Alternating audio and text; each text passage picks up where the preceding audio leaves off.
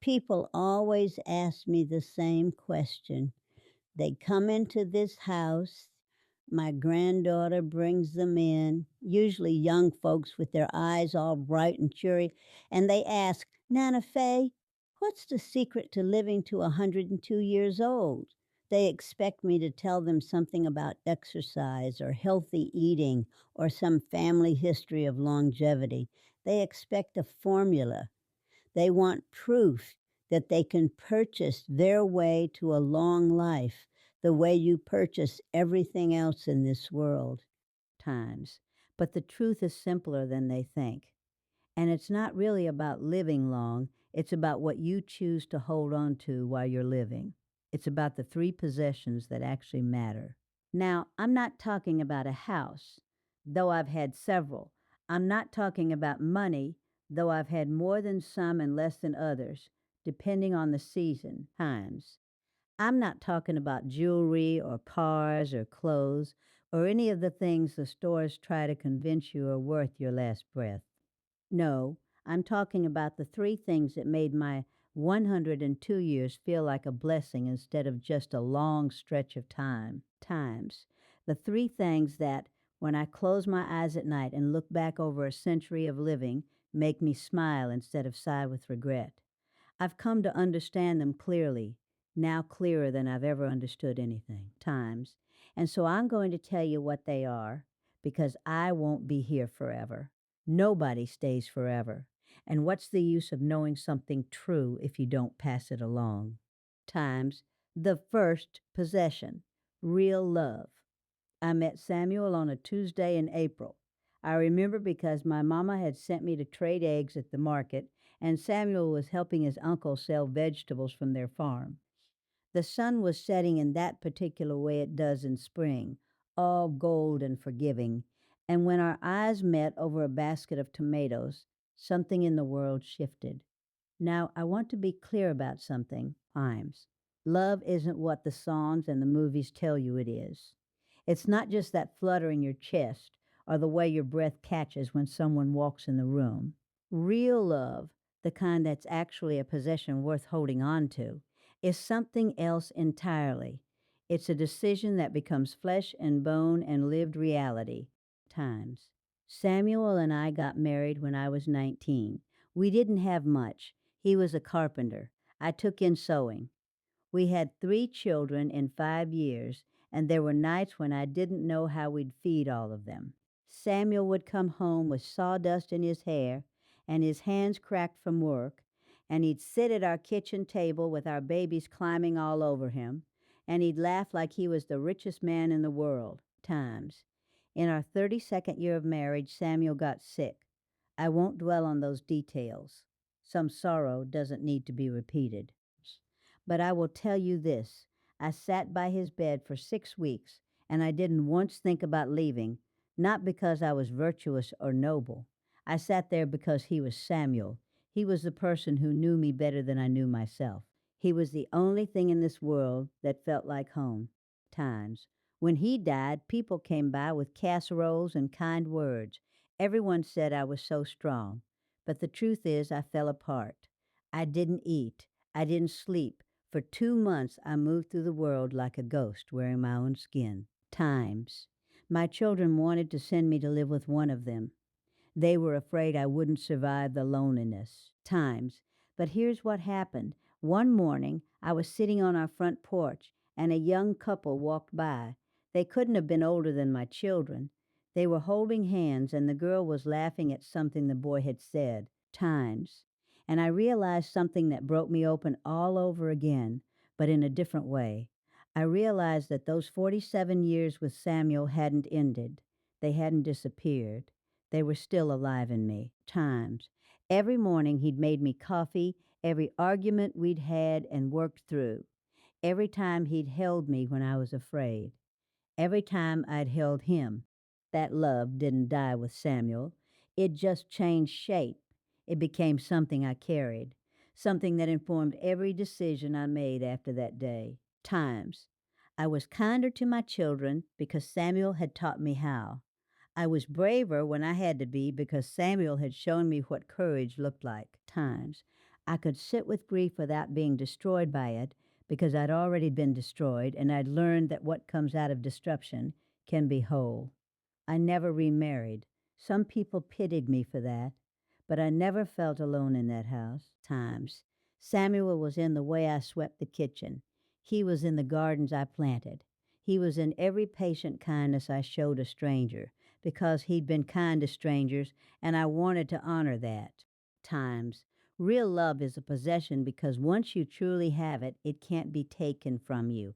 Not by death, not by distance, not by time. It becomes part of your bone marrow. It teaches your hands how to move with grace. Times. It teaches your heart how to break open without breaking apart. Times. If you live 100 years and never have that, never have someone who sees you, really sees you, and chooses you anyway, then you've missed the most valuable thing a human being can possess. The second possession, a sense of purpose. After Samuel died, I thought my life's work was finished. I had raised my children. I had been a good wife. I had kept a home. Wasn't that enough? Wasn't that the whole story? Times. My daughter, Martha, the middle one, the serious one, came to me about 6 months after the funeral. She was struggling. Her youngest child had learning difficulties, what they called developmental delays back then. The schools wouldn't help him. Times. The doctors didn't have answers. She was drowning. I started sitting with Thomas twice a week. He was 6 years old, with huge eyes and a laugh like music, but he couldn't read like the other children. Times. He couldn't keep still. Everyone had already decided he was broken. I decided something different.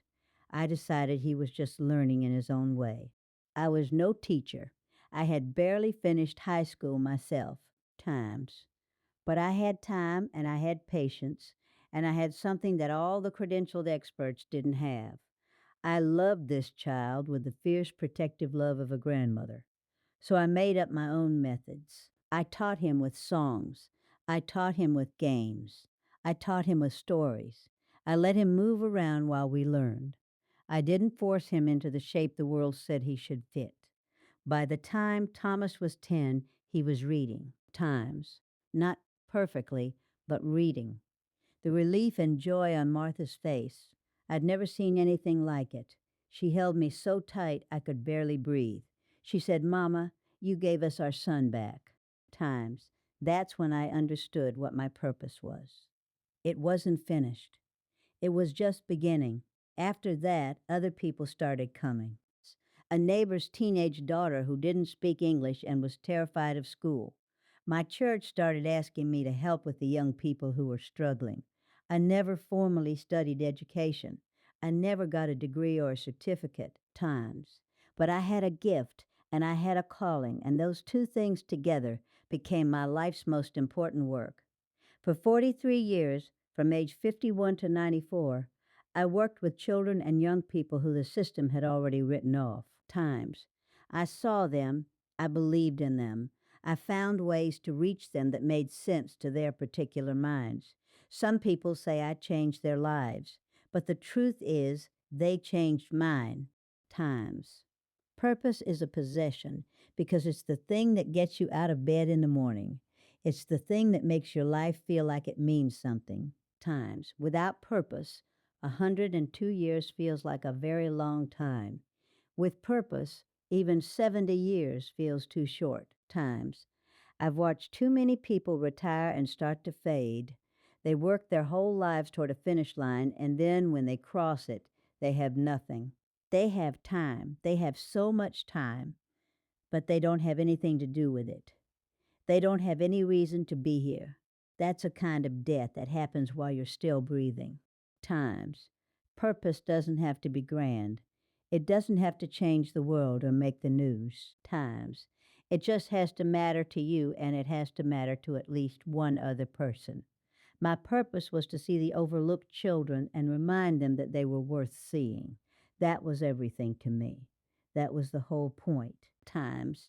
When I finally got too old to work with young people, when my hands got too shaky and my hearing got too bad, I thought maybe I would just fade away. But then I realized the children I'd taught had grown up. Times. They had become teachers themselves, or parents, or mentors. They were passing forward the belief in themselves that I'd given them. So my work didn't stop, it just multiplied times. That's the thing about a real sense of purpose. It never really ends, it just changes forms. It ripples out into the world in ways you'll never fully know. The third possession, the ability to wonder, times. They assume that by the time you reach 102 years old, you've seen everything worth seeing. You've figured it all out. You're not supposed to be surprised anymore. Times. When I was 73 years old, my granddaughter brought me to see a computer for the first time. My youngest daughter had one in her home, and Sarah, that's my granddaughter, thought I should see it. Times. I was suspicious. I thought it was just another thing the young people had invented that old people like me didn't need. Sarah put me in front of that screen and showed me the internet. She showed me pictures of places I'd read about but never thought I'd see. Mountains in Nepal, the pyramids in Egypt, the beaches of Japan. My mouth fell open, times. At 73 years old, I felt like a child on Christmas morning. The world was bigger and stranger and more beautiful than I had ever imagined. That night I couldn't sleep. I kept thinking about all the things I didn't know, times. All the wonders I'd missed because I was born in a time and place where information moved slowly. I felt something I hadn't felt in years, hunger. Not hunger for food, but hunger to know things, to see things, times, to understand the vastness of what exists outside my own small life, times. After that, I visited Sarah's house more often. She taught me to use the computer. My fingers were too stiff at first, but I learned. I read about astronomy and medicine and history, times. I looked at pictures from all over the world. I started to understand how small I was, and instead of making me feel sad, it made me feel awed, times. At 85, I read a book about the human brain for the first time. I learned about neuroplasticity, the way the brain can remake itself at any age. I learned that I was not just stuck with my old thoughts and old ways of understanding. I could still grow. At 85 years old, I was still becoming something new. Times. At 90, someone showed me photographs of the deep sea creatures I had never known existed, living in darkness under miles of water. I cried when I saw them, times. I cried because I was 90 years old and the world was still mysterious to me. I had lived 9 decades and I could still be amazed, times. When you have the ability to wonder, you have the ability to feel alive. It doesn't matter what your age is or where you are or what your circumstances are. Wonder is the antidote to despair. It's the thing that keeps you young in the places that matter. Times. I've seen people at 40 who had stopped wondering. They had stopped being curious. They had decided they already knew how life worked, and they were just going through the motions. Those people are old, no matter what the calendar says. I've seen people at 100 who still asked why and how and what if. Those people are young in their spirits. Possessing the ability to wonder means you possess the ability to connect with the world with an open heart. It means you're not trying to force reality into the shapes you've already decided it should fit. It means you're alive to the possibility of being surprised, of being changed, of learning something that shifts your understanding of what's true.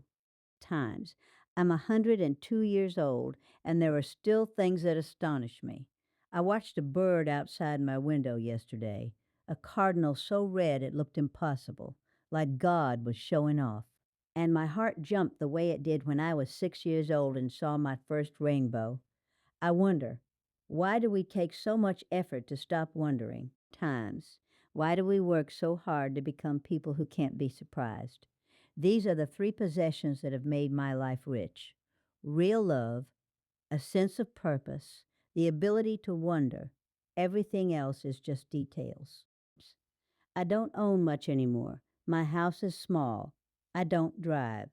I wear the same 4 dresses most days because I can't see the point of variety when your eyes don't work as well as they used to. I have some jewelry that Samuel gave me, and that means something. But it would mean something just the same if it was costume jewelry from a store. The value isn't in the gold, it's in the story, times. I have 3 children and 12 grandchildren and 27 great grandchildren. Some of those great grandchildren have children of their own now, times. When they come to visit, they sit on my bed and ask me questions about my life. They want to know what it was like. They want to know about the old days. And I tell them stories. I tell them about Samuel. I tell them about the children I taught times. I tell them about the first time I saw the internet and about the cardinal at the window. I watch their faces and I see them learning what it means to be human. I see them understanding, maybe for the first time, that lives are not just lived. They're built, piece by piece, choice by choice. That the people who came before them were not so different from them. That they too will have moments that break them and moments that remake them. Times. That life is not primarily about acquisition, but about connection. My youngest great grandson, Marcus, who is 9 years old, asked me last week, Miss Fay, are you scared of dying? Times. I told him the truth. Sometimes, I said, not of the dying itself, but of missing things, of not getting to see how your life turns out. Times. Of not getting to meet your children, of not getting to know what they learn and who they become. He was quiet for a long time. Then he said, but you've already seen a lot, right? You're 102. I've seen a lot, I agreed, times. And every single day I see something that makes me wonder, that makes me feel like the world is still opening up. Times. He looked at me like he was trying to understand something important. And maybe he was. Maybe he was trying to understand how a person stays young, how a person stays alive in the way that matters most. Times. The secret, if there is a secret, is not to stop reaching. It's not to stop opening yourself to love, even knowing that love ends times. It's not to give up on purpose, even when the work gets hard. It's not to stop being amazed, even when your body slows down. The 3 things that matter are not things you get and keep like money in a bank. They're things you cultivate. Times. They're practices. They're ways of being in the world. Real love means choosing again and again to see people truly and to let them see you. A sense of purpose means finding what you're called to do and doing it, even when it's hard, because the doing of it is what makes you feel most alive. Times. The ability to wonder means staying soft in your heart, staying curious, staying open to being surprised. I am 102 years old. I am tired.